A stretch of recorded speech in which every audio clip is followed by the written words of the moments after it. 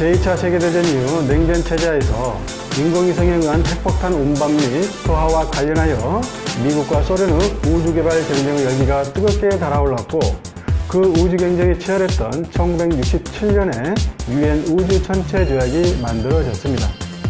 그 내용은 우주는 모든 인류 이익을 위하여 평화적으로만 이용할 수 있으며 주권 행사가 불가능하다는 내용을 담고 있습니다.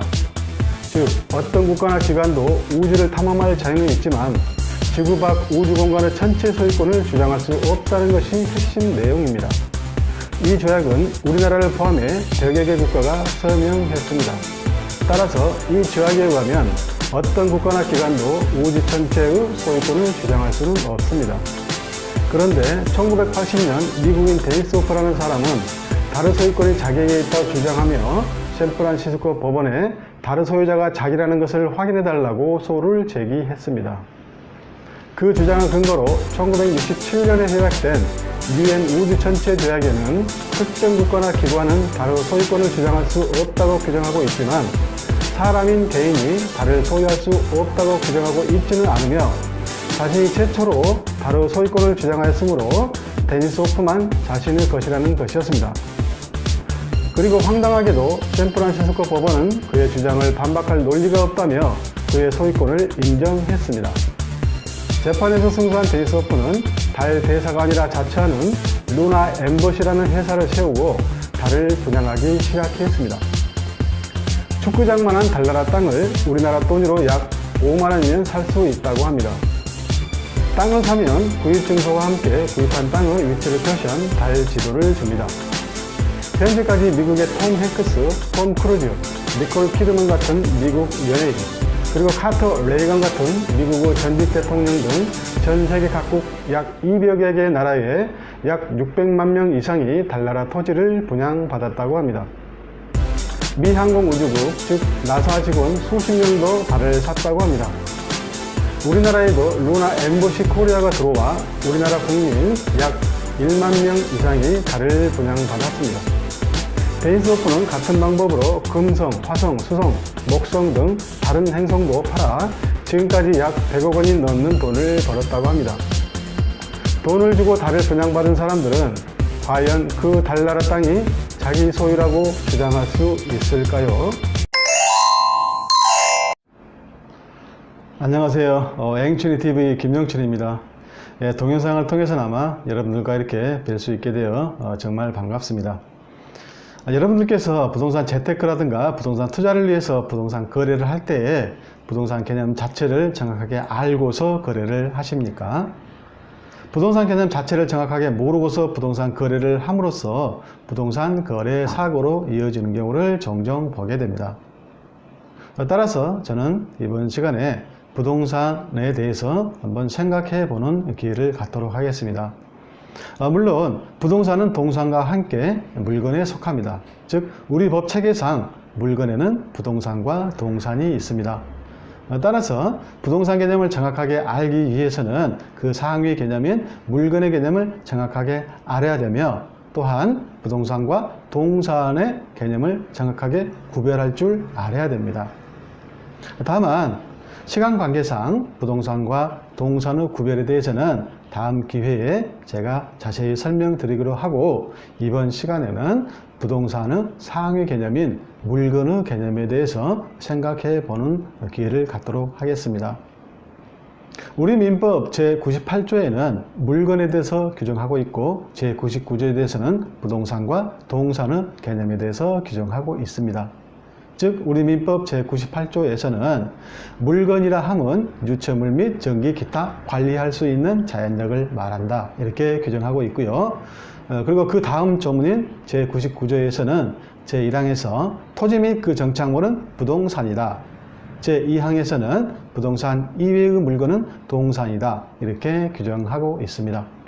자, 조금 전에 보셨듯이 우리 민법 제98조에서는 물건이라 함은 유체물 및 전기 기타 관리할 수 있는 자연력을 말한다, 이렇게 규정하고 있다고 했었죠. 따라서 유체물 개념이 먼저 나옵니다. 자, 유체물은 무체물과 함께 물질에 속합니다. 즉 물질에는 유체물과 무체물이 있죠.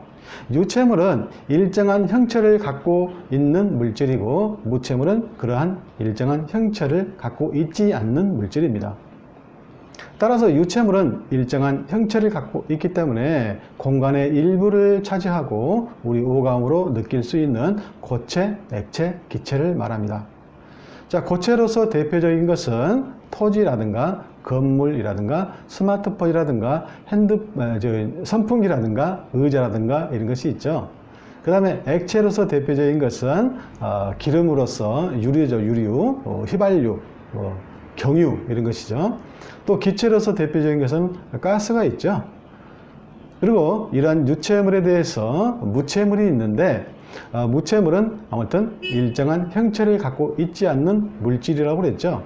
따라서 공간의 일부를 차지하지 않는 물질입니다. 대표적으로 전기라든가 열이라든가 에너지를 말합니다. 우리 민법 제98조에서는 조금 전에 보셨듯이 전기, 기타 관리할 수 있는 자연력이라고 규정하고 있습니다. 즉 무체물이 모두 다 물건이 될 수 있는 것은 아니고 무체물 중에서 자연력만 물건이 되는 것으로 규정하고 있고 특히나 관리할 수 있는 자연력만 물건이 되는 것으로 규정하고 있습니다. 그리고 그러한 예로서 전기를 규정하고 있습니다. 근데 여기서 중요한 것은 그러한 무체물 중에서 자연력만 관리 가능해야 되는가?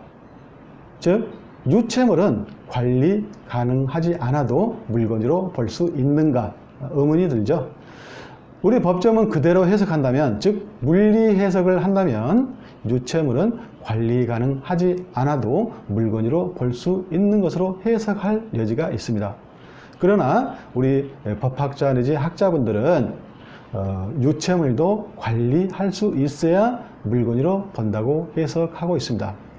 즉 무체물 중 자연력 뿐만이 아니고 유체물도 관리할 수 있어야 물건으로 본다고 해석하고 있습니다. 그런데 여기서 중요한 것은 관리할 수 있는 이 부분이 중요하죠. 즉 관리 가능성이 과연 무엇인가? 자, 우리 학자분들은 관리 가능성을 다른 말로 배타적 지배 가능성이라고 표현도 합니다.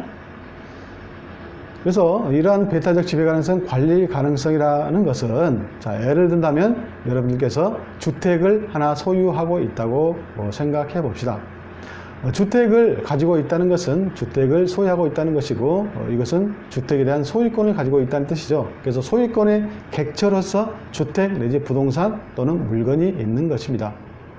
즉 주택은 관리 가능하기 때문에 부동산이고 물건인 것이고 따라서 그 소유권의 객체인 그 물건이 되는 것이죠. 그래서 여러분들께서 주택을 소유하고서 다른 사람을 배제해서 사용하고 수익하고 처분할 수 있는 것이죠. 즉 다른 사람을 배제한다, 타인을 배제한다는 것이 배타적이라는 뜻이죠. 배타적으로 지배해서 즉 그 객체를 내가 내 손아귀에 놓고 장악해서 사용하고 수익할 수 있다. 때로는 처분할 수도 있다. 사용한다는 것은 그 주택에 들어가서 거주한다는 뜻이죠. 그 다음에 수익한다는 것은 다른 사람에게 주택을 임대해서 월세를 받는다든가 기타 행위로서 어떤 경제적 이익을 창출하는 행위를 말하죠. 그리고 처분한다는 것은 다른 사람에게 매매계약을 체결해서 소유권 이전 등기를 해준다든가 증여계약을 해서 소유권 이전 등기를 해주는 등 행위를 말하죠. 아무튼 관리 가능하지 않다는 것은 이렇게 그 객체에 대해서 사용수익 처분할 수 없다는 뜻입니다. 따라서 아무튼 결론적으로는 물건이 되기 위해서는 여러 가지 요건이 있는데 가장 중요한 요건이 바로 그 유체물이든지 무체물 중 자연력이든지 관리 가능성이 있어야 된다.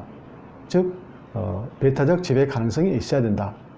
따라서 관리 가능성이 없는 것은 물건 내지 부동산, 동산이 될 수 없다. 이렇게 결론을 내려야 됩니다.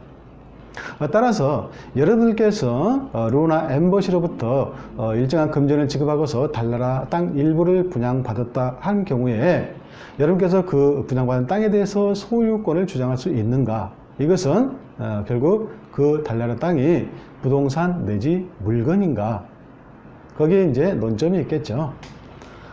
근데 저 조금 전에 설명드렸듯이 달나라 땅에 대해서 과연 관리 가능성이 있는가? 여러분들 상식적으로 생각했을 때 관리 가능성이 있을까요? 관리 가능성이 없겠죠. 즉 여러분들께서 분양받은 달나라 땅에 대해서 거기에 가서 달나라에 가서 집을 짓고서 살 수 없잖아요. 그렇죠? 또 설령 어떻게 해서라도 뭐 집을 지어서 이렇게 전원주택 같은 거 지어놨다, 이때 다른 사람에게 임대해서 임대 수익을 창출할 수 있습니까? 안 되죠. 또 분양받은 땅 지하에 매장되어 있는 고가의 광물을 채굴 해서 다른 사람에게 팔아서 수익을 얻을 수 있는 어떤 경제적 효용성이 있습니까? 없잖아요. 그렇죠?